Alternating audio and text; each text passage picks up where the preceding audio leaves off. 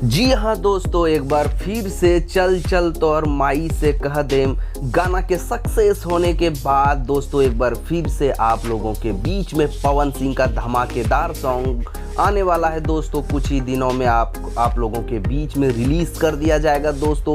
गाने का शूटिंग पूरा हो चुका है दोस्तों। गाने का वीडियो बहुत ही अच्छे लेवल पर किया गया है दोस्तों।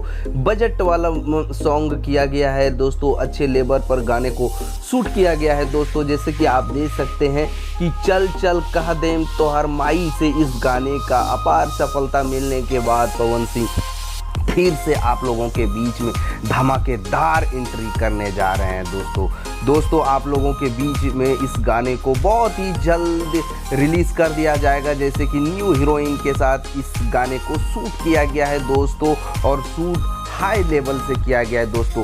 उम्मीद करता हूं कि आप लोगों को फिर से इस गाने को आप लोग पसंद करेंगे और न्यू सॉन्ग को ज़बरदस्त पसंद के साथ एक अच्छे मुकाम पर ले जाएंगे दोस्तों। तो दोस्तों आप पवन सिंह के बारे में यदि और कुछ जानना चाहते हैं तो आप हमारे चैनल को सब्सक्राइब कर लीजिए, और यदि कोई आपका कोई सवाल जवाब हो तो आप हमें कमेंट करके बता सकते हैं दोस्तों। तो फिर मिलते हैं एक न्यू वीडियो के साथ, तब तक के लिए टेक केयर।